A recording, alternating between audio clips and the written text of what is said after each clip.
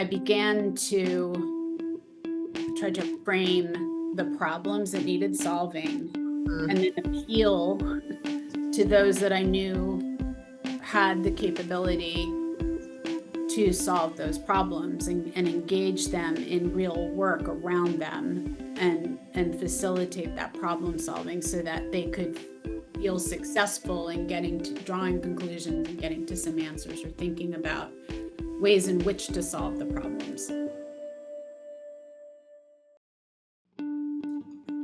Hi, I'm Tracy Lovejoy. And I'm Shannon Lucas. We are the co-CEOs of Catalyst Constellations, which is dedicated to empowering Catalyst to create bold, powerful change in the world. This is our podcast, Move Fast, Break Shit, Burn Out, where we speak with Catalyst executives about ways to successfully lead transformation in large organizations. I'm thrilled today to have time with the amazing Julie Hassett. Welcome, Julie. Thank you for having me. Super excited. Julie's a seasoned enterprise transformation leader with a strong track record of driving cultural shifts, organizational change, performance enhancement, and operational efficiency in complex environments. Skilled at translating high-level strategic goals into actionable cross-functional roadmaps that align diverse teams.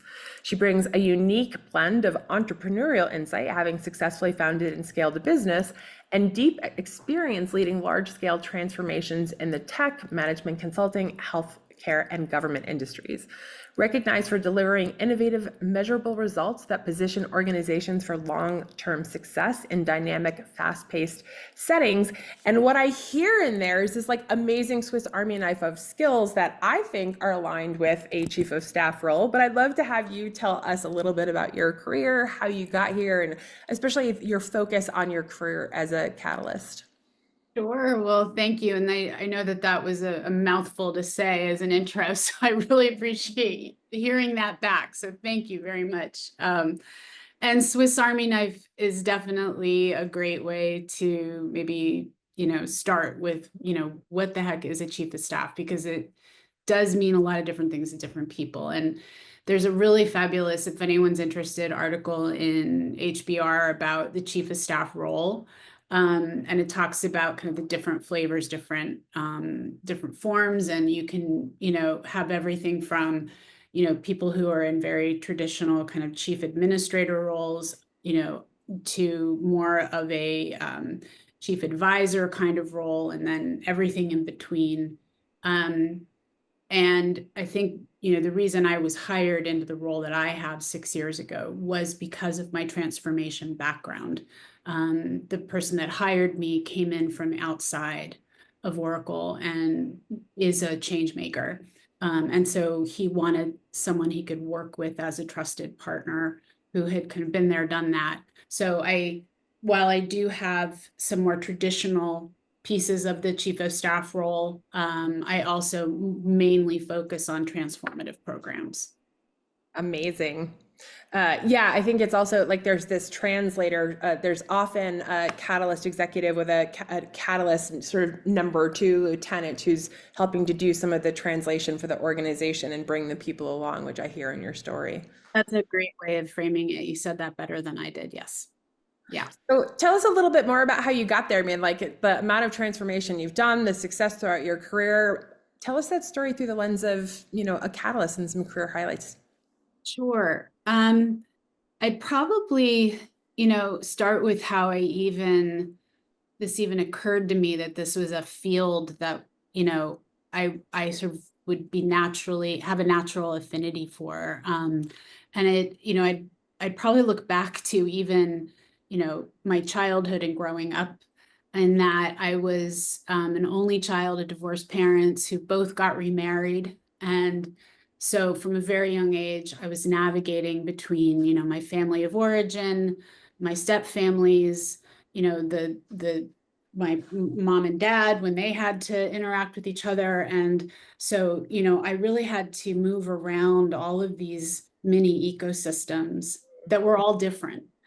And, I wasn't even consciously aware of that at that point. And, what it meant to kind of come in and out and be part of different family systems and So that really started a fascination with human behavior and behavioral sciences. And I found myself as a psych major in college. And then I really got involved more in, I became a teacher after I graduated college, and that led to wanting to study adult learning. So those were sort of the early roots of how I ended up getting into management consulting after graduate school. And once I landed at Accenture in the change management practice, I was like, oh, okay, this makes more sense to me. I they decided that I was supposed to be in that practice, and I understood why. And then things started to take off, and that was really mid 90s. I started there, and I'd really kind of paint my career to date in probably 4 chapters. Accenture was chapter 1, where it was boot camp. I became an implementer, which is what you become. You get trained, you learn what change management is, um, everything from working on big systems integration to mergers and acquisitions. I did huge training programs. I developed training. I mean, I probably had like 9 to 10 different roles in 4 years. It was just learn, get thrown in. I mean, it was an amazing experience being surrounded by really smart people. I mean, it was so much fun. I traveled all over the country. And so I'd say, that was really that implementer phase. And I didn't have a sense yet that I was a catalyst per se, but it laid the groundwork, because I saw so many different environments. I worked with so many different people. I was across industries. I went in and out of, different situations. So I just was a sponge. And I got engaged in 2000 and moved back to the East Coast. I moved to DC. And 3 weeks before my wedding, 9/11 happened. Oof. And yeah, and that really marked a big pivotal time for me professionally, in that I had an opportunity to move into government consulting. And at the time, I went to work for Department of Justice as a consultant with a small company, but I was asked to help stand up the Department of Homeland Security. And that was my first foray into what it felt like to work in a mission-centric environment and a startup environment. This was the early days where the department was 20 different agencies needing to become one agency. Even though it was this massive merger, it was having to build from the ground up. And it was a huge catalyst moment, in the government, because we had just experienced such a horrific act of terrorism, and Congress essentially gave DHS $4 billion to go fight terrorism. And so no definition to that. So it was a lot of smart young people, and we were all designing as we went. And that's when I really moved from that implementer into designer, designer, implementer, strategy, strategic planning, all of these more kind of sharp end of the spear kinds of roles. And they asked me to come on independent of the company I was working for. And then they just started giving me more and more work. And I decided, I can't do all of this by myself. And then that was the 3rd chapter, where I started my own firm. And really over the course of the next 10 years, I grew my own consultancy. And that was a whole other ball of wax. And bootstrapping, learning as I went. I used every skill I had in my own toolbox, and really relied on the first cadre of people that I hired. We all wore 8 hats. It was all the startup components that, most people think of. I went through that. And then 10 years later, had about 100 people. And then, we were all over the government doing a lot of really interesting work. And I'd say, that was where I got to work with some of the top thought leaders in the federal government, specifically around really trying to understand what the future of emergency management looked like, how to bring best practices for treating traumatic brain injury was another massive program. So at that point, I started getting into what does it mean to help to drive the strategies that have societal impact. So there was sort of that private industry, then helping to build this new government agency, then building my own company, understanding what it meant to be able to really have, to benefit the public. So those were just amazing experiences that then I decided, I've been working in such big systems change. What I really want to understand is how I can bring back the behavioral science piece into this so I can understand what drives people more so than on, having to push big systems change. And that's when I went back and got my coaching certification. I went back to an 18-month program at Columbia, which I can't recommend enough to whomever's interested. What's the name of the program? It's Columbia's program for executive coaching. So it's called the CCP program. It's their executive coaching program. It's I just had an unbelievable experience. And I left the company that I founded and I went off and I hung my shingle after I got certified and I started coaching founders. And that really allowed me to bring my catalyst and, all of my change management and, all of the experience I had and help others, both coaching them personally and behaviorally while I was also helping them build their business. And that's when Oracle started knocking on my door. And so I always had this question in my head, and a friend of mine knew it, which was, what would it look like to take all of this in-house, into a big company and tech? I had never worked in big tech before. I mean, I'd worked adjacent and I worked, in implementing big tech with Accenture, but I'd never worked inside of a tech company. And that's where, besides tech and healthcare, I mean, that's where all the change is happening. Yep. And so I took the leap. We moved our family across the country. Just said yes, and I haven't looked back. And I'm still here and doing some really fun work. And so this is my fourth chapter, and I'd say,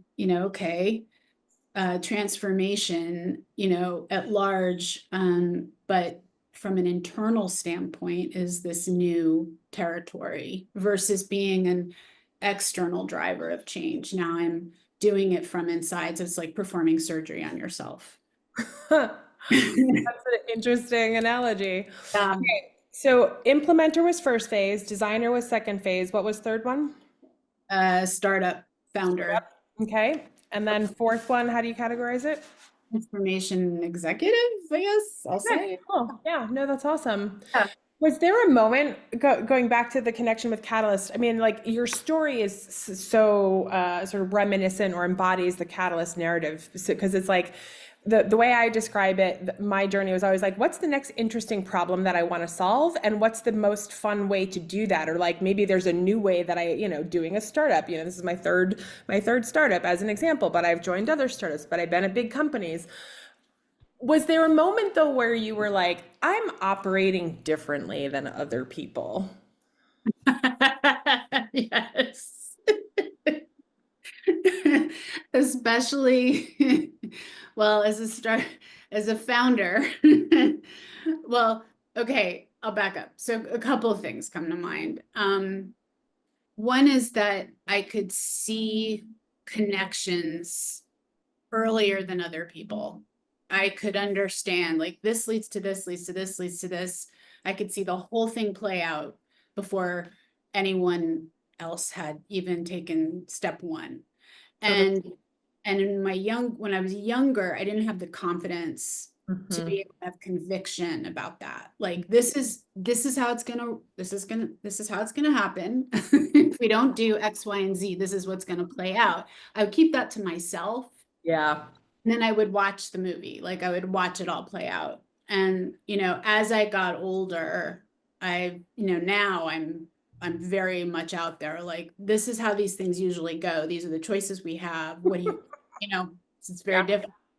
I think as a founder, oh boy, yeah, the second, to answer your question, the second answer, it's, I knew, I could kind of tell the future before, that sounds a little bit like the first answer, but it's like, I just had intuition about whether something was going to be successful or not. And I couldn't explain why necessarily. And then I had to get good at helping others understand and create a pull towards that.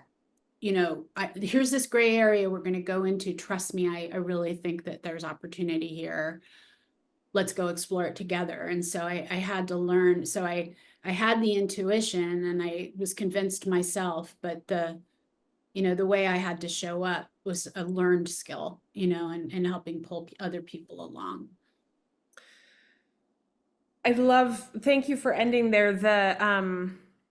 You're like, did I have the confidence? And certainly that's one thing that we, because there are so many, as you're like, and I watched the movie play out over and over and over again when I didn't speak up. And so I think we can learn to develop confidence there. But I think there's also, you use the word intuition, was exactly how we describe the catalyst process of connecting dots, which is not to say that there's not data. We've internalized so much data from different sources. And we are often also at the place where there's white space intentionally and there is no data. And so it's this dot connecting that gets the one step ahead of time. And I want to connect that to like the bringing people along and the storytelling piece, because that's another piece that can be really hard for us as catalyst leaders. It's like, it's so clear to us and yet intuitive. So we don't even have we don't have the Accenture report on why we should do that yet, right? So I'm just wondering if you can unpack a little bit like how you navigated that. I have the vision, I have the intuition, I know we need to do it. And like really tactically, like how would you bring people along on that? I think it goes back to something you said earlier, which is going to where there are problems to be solved. I mean, so typically the industries I've been in, whether it's in management consulting, now it's, for what was in the government, or now it's in tech, where we've got all engineers, these are people that are like, bees to honey around problems to be solved. And so I began to try to frame the problems that needed solving and then appeal to those that I knew had the capability to solve those problems and engage them in real work around them. And facilitate that problem solving so that they could feel successful in drawing conclusions and getting to some answers or thinking about ways in which to solve the problems. It's a very different tactic than just telling people what needed to be fixed and say, go fix it. Or, it was much more inclusive. It was much more about building. I mean, I used a lot of team building in that, and it's about attracting the right people into the tent. I could spot talent. I have kind of a knack for spotting talent, so that really helped. So, rather than putting, you have to set people up for success. And so I've had the opposite experience where, for example, when I was in the earlier days of my business, I knew we had to start training everybody in business development, or else, everything was on me to sell. Yeah. And we couldn't scale that way. And we had to scale because we were hiring more and more people. And I had people in tears, unintentionally, saying, this is a skill you're going to learn. Here's, and it backfired because they didn't have, they just weren't inclined, that way. And it wasn't something that they believed they just, that was something they were hired to do. And so instead of being able to say, okay, who are the people that have curiosity about that? How do I follow the curiosity, and the willingness? So I think using the pull method versus the pushing and the telling, is really essential in creating a community of people that want to, be big parts of implementing change. I hope that answered your question. It totally answers the question, and I mean, it might be a great pivot. I want to acknowledge that I sent you some questions, but this thread is just so interesting to keep going down. Again, before we hit record, we were talking about like the neuroscience of change, and I think something that you said there is so important, which is making people feel successful. Like success breeds success. And if we start to activate the flight or fight or freeze response because people aren't prepared or ready or whatever, it's the shooting yourself in the foot part, right? And so I would love to, so you can pick, it's a choose your own adventure, Julie. I would love to understand, one of the questions is, so like for now that you know that you're a catalyst, what does it mean for you to be an executive catalyst? And, or we will get to it, but this intersection of all of the things that you're doing in this like human behavioral component that we have to be so aware of as catalyst executives. Yes. Let's see. I think kind of pulling on that, that second piece of what are the, the key concepts that resonate the most, with me as a catalyst executive. I think what's been constant across this entire, 4 chapters specifically is I cannot not see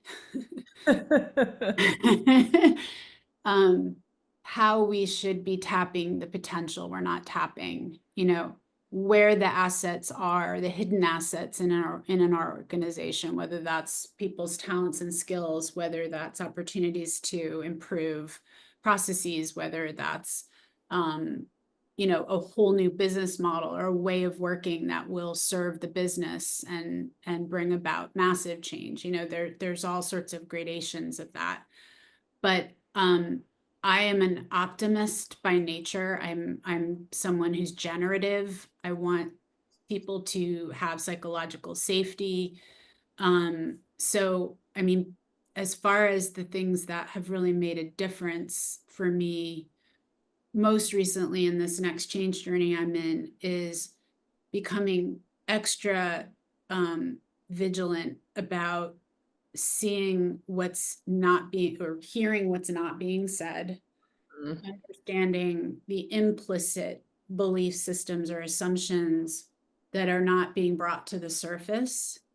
And sometimes it's just intuition that people aren't being completely forthcoming in what they're worried about or what they're concerned with. And sometimes it's because I've heard little offshoots of conversation or a word someone says, and I'm like, wait, what did you mean by that? You have to become, especially in these executive roles, so attuned to, you're in a room with 15 people who all have very different motivations. They all have very strong identities. They're very well respected. They've worked for a long time in their careers. Identity is everything. Respect, trust, all those things that they've earned. And, you have to be attuned to ensuring that if I say, if we all say our shared goal is X, all of those people are going to translate that goal according to their own lens. And if you're not aware of the different variations of that goal, if you don't bring those to the surface, you're going to have a very hard time getting to the destination you're trying to go. And it becomes more complex and harder, the more senior people are, the more complex the problem sets. It's one thing when, I was in Accenture and we used to work with clients who invested $40 million in a new, customer relationship management automation tool, and they needed to get 2,000 people to use it. But still, you had sales reps that were very seasoned that weren't going to put their own personal data in the tool, and you had to go figure out what it was you had to do in order to bring them along the curve, so that, the human element of the change and the unsaid is often, that's where you got to go when you're enacting change. Yeah. One of the things we talk about that's so crucial, and also as we become more and more senior leaders as Catalyst, is the concept of listening with humility. It's like we might have a clear vision where we're trying to, and it's well informed in all of the things, but we often talk about like it's not the best idea that gets done, it's the idea that gets done that's the best idea, right? And I will say, Tracy and I have this philosophy that like when science catches up with Catalyst, they'll explore, they'll find something in our like EMF field around us that gives us this extra sensing capability. Because you're like, sometimes there's just a spidey sense or that intuition, and it's a skill that you can learn. And so I'm wondering, like active listening, making time, how do you operationalize that? Because that is the work. I talk about like the emotional labor of Catalyst. That's the work that we're doing for the organization, which is where you just landed. Why is that person resisting this change? I have to convince them to change. If they don't want to change and they don't change, they win, right? So, but with the pace of change and the complexity and the changing nature of the complexity, like how do you have one-on-ones? Do you do it in meetings? How are you operationalizing that?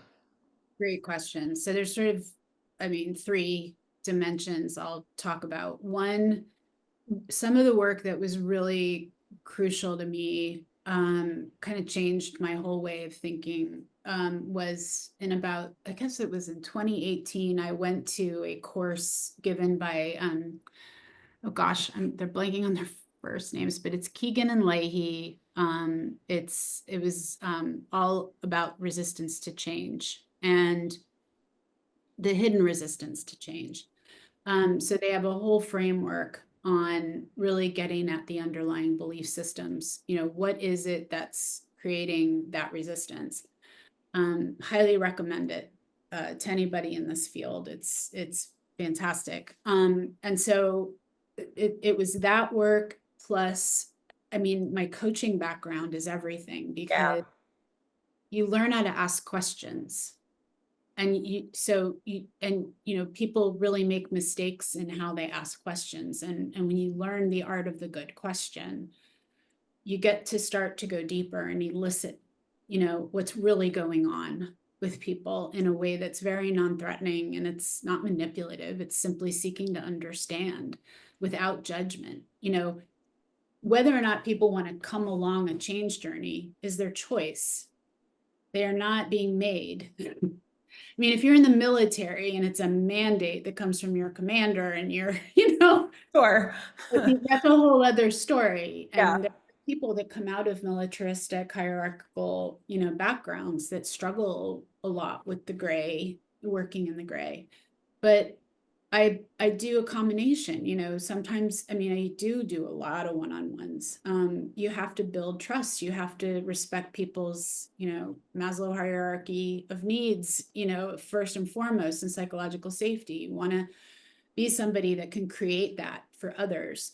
I'm always honest. I don't beat around the bush. I don't tell people what they want to hear, so sometimes like it is a choice. You don't have to come along. I also have really moved more into team coaching methods. It's not obvious to everybody that that's what I'm doing, but often I am doing that. Mm-hmm. So asking questions in front of the group that then elicit conversations between them. that are really critical, where there's sometimes conversations they need to be having with each other, and I know they need to be having it, but they don't. And so I just plant a question, and then they start having the conversation, and then off they go, and I've just asked the question. Like, I don't have to be the architect of everything all the time. I just have to create the conditions. Totally. That's the operationalizing. It's like being very intentional about what are the conditions I'm trying to create to move this group along this process.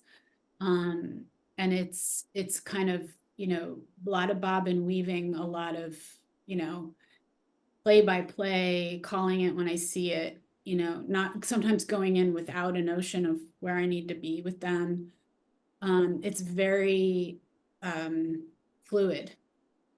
Sometimes.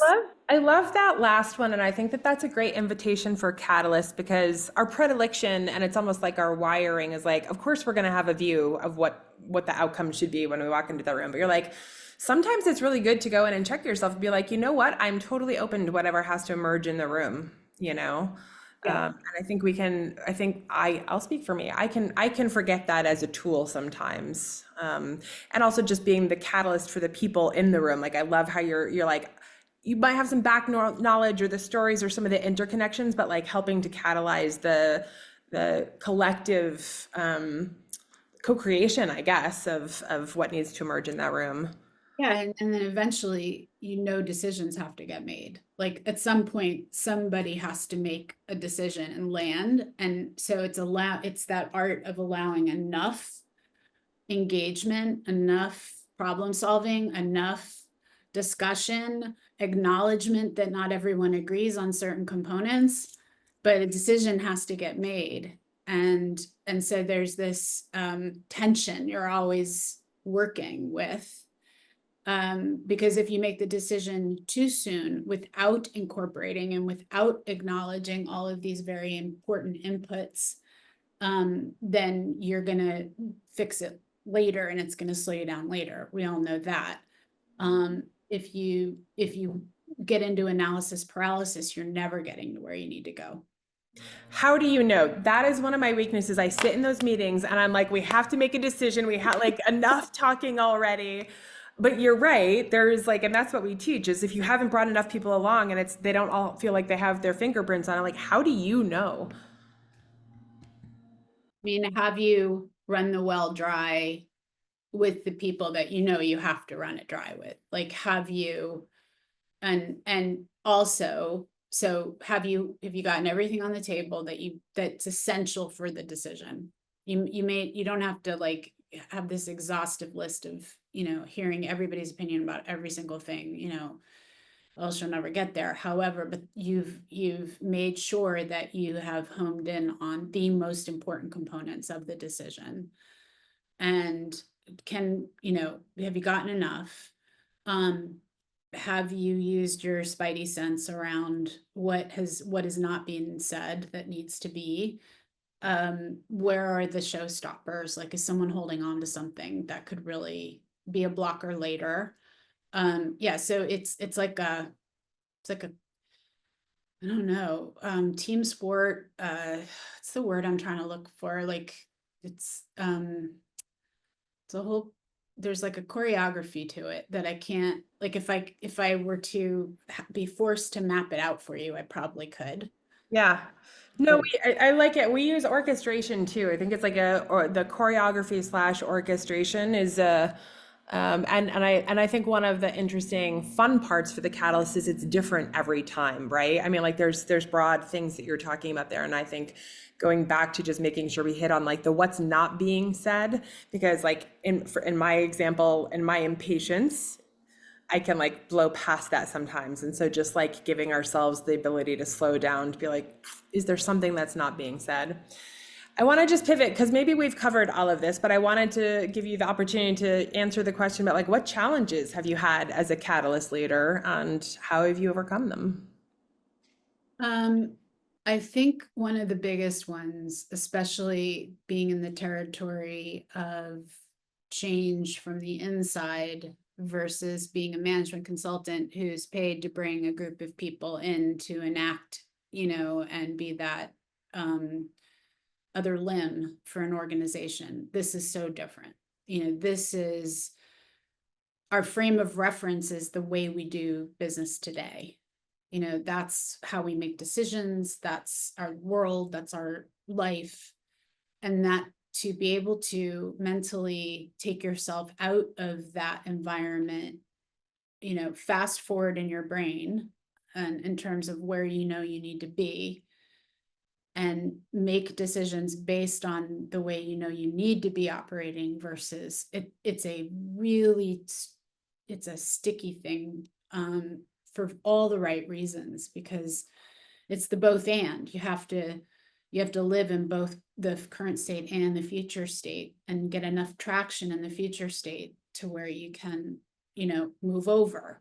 And I think not a lot of organizations do it well. It's different. I think it's different every time. Like I think the elements of transformation and change are the same in every organization. It's just different size, scope, flavor, culture. But yeah, I think the both and challenge has really been, a big one. How do you, that's such a good one. Like, how do you pick yourself up? We sometimes call it like in the river versus like on the river, or in the business on the right. So like, how do you pick yourself up to look at the future state? You have to be extremely intentional about the frameworks that you're using with the teams you're working with, and make a commitment to carve out the time to only focus on it. You're trying to do it on the side, it doesn't work. I mean, you have to make a concerted effort to dedicate the right amount of time to it. I mean, it's like, how do people who work full time decide they want to become a doctor and go to med school at night? Like because they see the payoff, they see the benefit, they see it's worth it. So they wake up at 4 a.m. and study between 4 and 8, and then they go to work. Like Totally. I think it's really smart. Like when we do the Catalyst programs with organizations, we do this, we explore, and I love working with an anthropologist and ethnographer, because we're like, what is that cultural context that your organization is in right now? And what's really interesting is I think almost every single time they have their current culture and they're talking about an aspirational culture, and they're not even clear that those two things are coexisting in a way. And they're really not clear about the how to get there. Like if you don't see them as the two states, then you're not thinking about the how. So thanks for bringing that up. Was there another challenge you wanted to share? Well, I think I would just like to pull on the thread of this particular question, which is, if you don't win the hearts and minds, and continue to combat this, the use of storytelling is so important, along and keeping the conversation alive, and coming back to it and talking about it. And, it's so critical, to have that, and also to involve all the right people along the way, and invite them into the problem solving. So I think those are really key to that, living in that both and place. I mean, yeah, I think the other challenge is keeping people's energy up when you are in that, I'm sure I'm not the first person to use this term, but that mushy middle, the gook, the muck, like that valley of despair, when you don't see a way of getting there. That, like, you got to believe. It's it sounds really corny, but I think when you've been on this side of people more senior in their career, they've been through enough that you see how it will work. But when you're younger in your career, you're really needing to be willing to take some risks and put yourself out there and be willing to fail up. So how do you, just quickly, how do you keep people's energy? Like, that it's probably going to work. How do you keep people's energy engaged? Sometimes I feel like a tour guide, like I'll be like, and now we're heading into the the area where this is what this is going to feel like. Like, you know, I'm like, True though, I think pointing out, like knowing, helping them see that you expect it, like when we do any kind of innovation work, like Theory U, and there's this crunchy bottom, and almost it doesn't work if you don't go through the crunchy part. You're probably doing it wrong, but people, if you prepare them for it and then it happens, they're like, oh yeah, we knew that was going to happen. yeah, I mean, and Yeah. it's kind of like when you're a parent, it doesn't always go over in the same way because your kid, not, especially a teenager, is like, yeah, you know, but I mean, it's when they get a little older and they're in their 20s, you know, sometimes you can say like, it feels uncomfortable because it is. Like, this is hard. If it weren't hard, we wouldn't, you know, we would have done this already. Like, it's all of those kinds of like, you're that coach, you know, in the box with them, you know. Totally. So I think, you know, you just have, that's where leadership comes in. I mean, that's just like basic leadership. 100%. And also the basics that can be easy to blow by. All right. In our final moments, do you have a favorite inspirational catalyst, past or present, and why?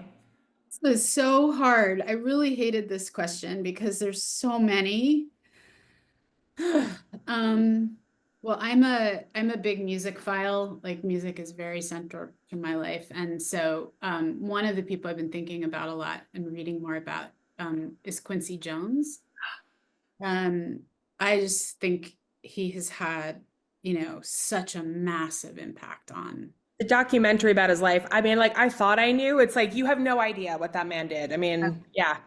And I love Rashida Jones. I love his daughter. I love, like, I just think he, on, you know, culture, social activism, he's launched how many thousands of artists he composed. I mean, amazing person who just had, I mean, for you know, he'll have lasting legacy, you know, for generations. So, I mean, and he was self-made entirely. Like, so you think about, you know, he followed his intuition and he knew, he went out and created something from nothing, and look at what he did, you know. So I just think he's incredible. So I landed on him. That's a good one. He's totally a catalyst, and he reinvented himself every decade or more and opened up whole new genres. Yeah. No. And Yeah. like, just seems humble too, going back to the humble leadership, which was just so nice. Yeah. Such a good human, for sure. Thank Yeah. you for that, Julie. Thank you for this amazing conversation. Obviously, I could talk to you for hours. I'm so glad you got to share a little bit of your story. Really fun. Thank you so much. And to our listening audience, thanks so much for listening. If you'd like to learn more about how to create bold, powerful change in the world, check out our book, Move Fast, Break Shit, Burn Out, or go to our website at catalystconstellations.com. If you enjoyed this conversation half as much as I did, please take 10 seconds to rate it on iTunes, Spotify, Stitcher, or wherever you listen to your podcast. And of course, if you have other catalysts in your life, hit the share button and send a link their way. Thanks again.